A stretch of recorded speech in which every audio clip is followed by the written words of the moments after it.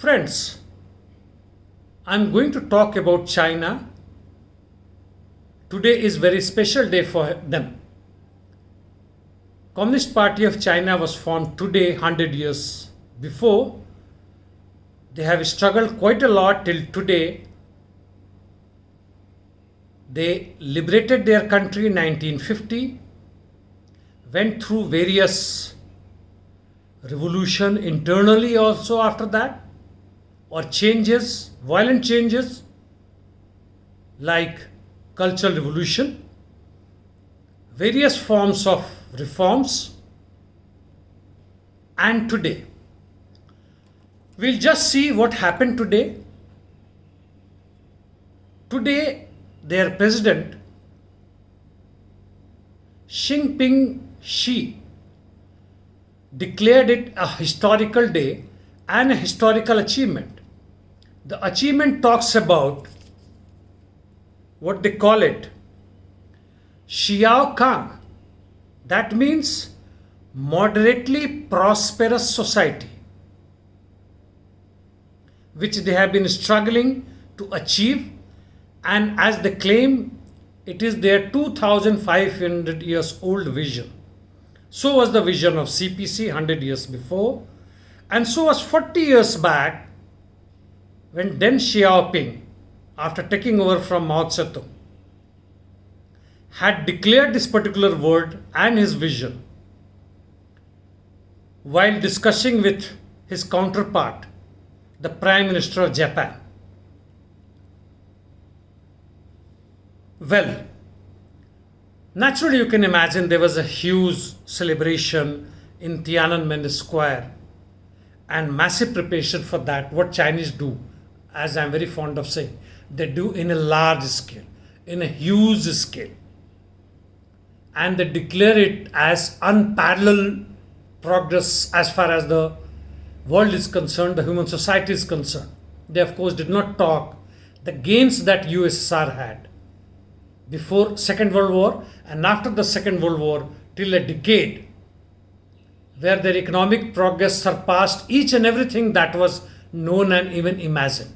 In every aspect of economic field, social life, political life, in the globe itself. Anyway, we will not talk of USSR today. Today is the day for the Chinese. We'll talk about them. However, some questions in between I will raise, which as per the Western media and many those who doubt the Chinese gains, achievements, are those like in Hong Kong, where color revolution was threatening, like it became successful in Ukraine. Uyghurs and Xinjiang, where more than 1 million men and women are supposed to be under detention for re-education. Much earlier to that, the suppression in Tiananmen Square. Despite West propaganda, as per the Chinese media itself, we have socialist market there because that suits the so-called Chinese conditions. That means capital exists, private property exists, capitalist productive relation or production relation exists. And despite the claim that absolute poverty is removed, we have relative poverty. We come back to that when I'm summing up the whole thing. Of course, they claimed it. Whatever they have done, no one else have done it. What they did in the initial stage after liberating China in 1950, they carried out democratic revolution. This word you must have heard. In short, it means they undid whatever feudal relations were existing in Chinese society and practices existed. They abolished them. Landlordism was abolished. Whatever form of slavery existed in Tibet and other parts of China was completely abolished. Women's oppression was removed as much as possible. That means any form of discrimination, even like national discrimination, was abolished. After that, what happened, we will not talk immediately.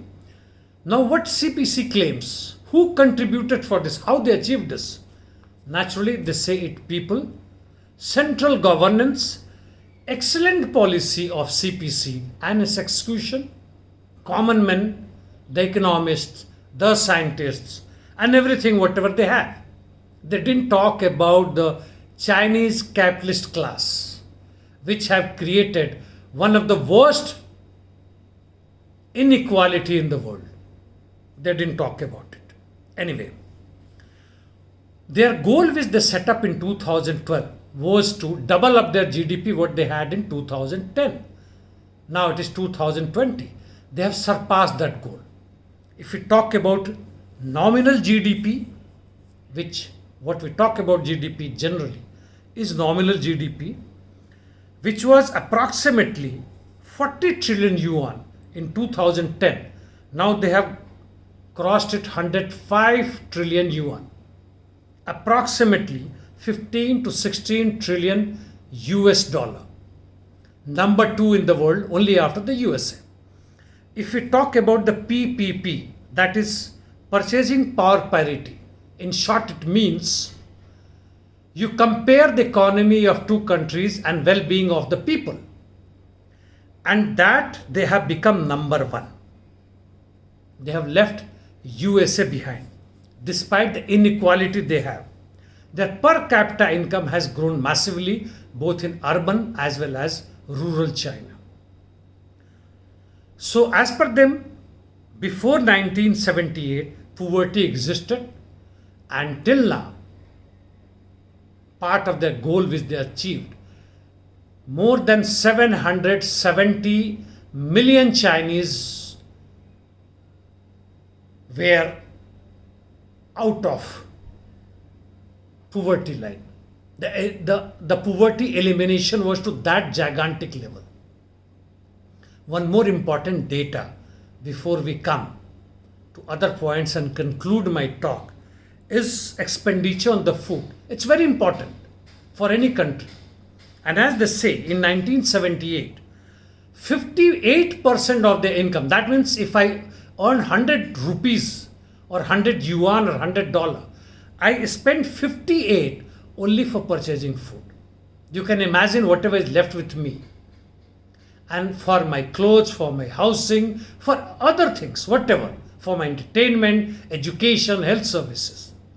And now they spend only 28%, which is in 2018. It's a major achievement for any country. Well, one more data for you to understand how China have surpassed the major economies of the world. Germany claims that they had 6.6% of GDP almost 15 years, minor ups and downs in an average, which started in 1951. South Korea 8.8% for 36 years, while Japanese 9.3% but only for 23%. While Chinese for last 42 years their GDP average is 9.2%. It is wonderful. Friends, it is outstanding. So what is now next goal?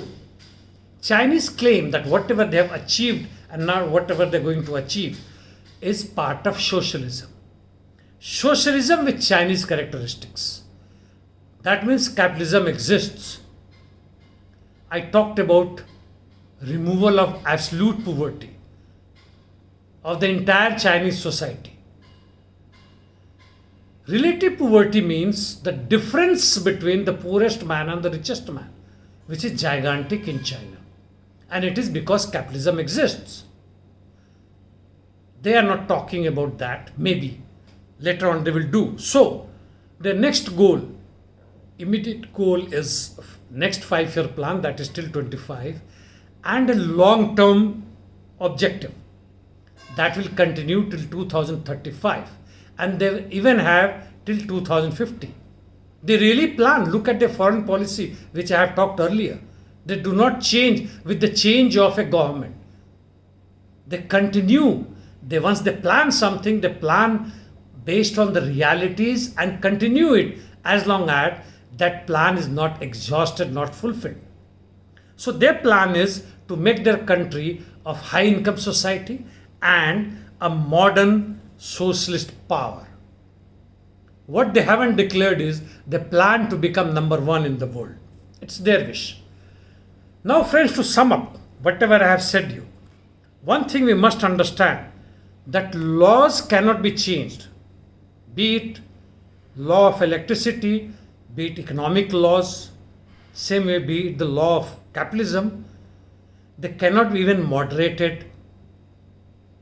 They exist. So if electricity exists, it exists with its laws.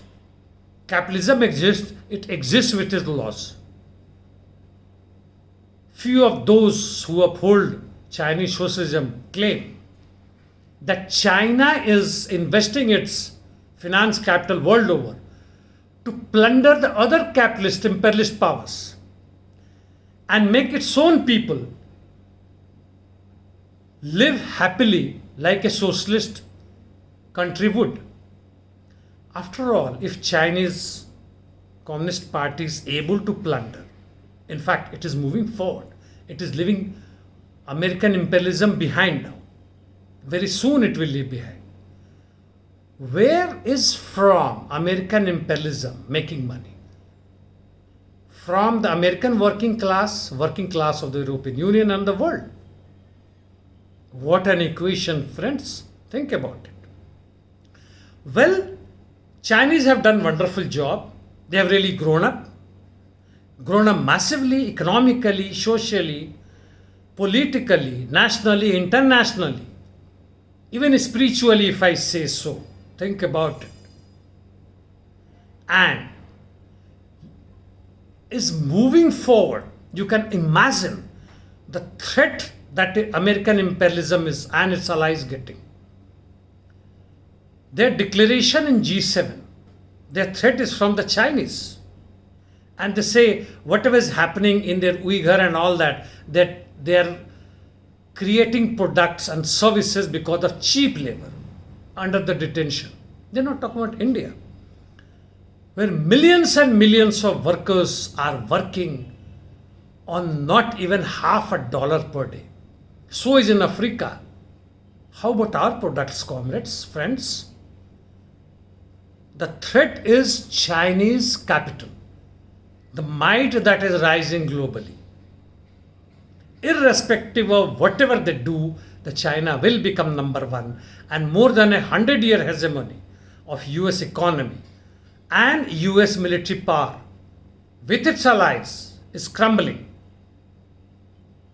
And the new force is emerging. New world order, friends. Think about it what you want.